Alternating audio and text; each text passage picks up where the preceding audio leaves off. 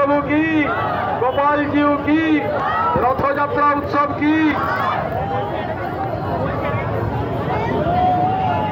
আচ্ছা, উপরে তার রয়েছে দেখে আস্তে আস্তে টানতে থাকো, টানতে থাকো।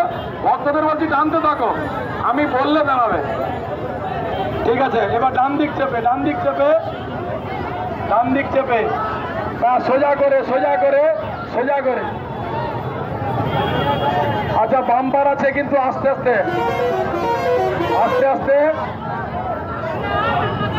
আচ্ছা, ভক্তদের বলছি টানতে থাকো, টানতে থাকো, আস্তে আস্তে টানতে থাকো, টানতে থাকো। প্রদীপ টানতে থাকো।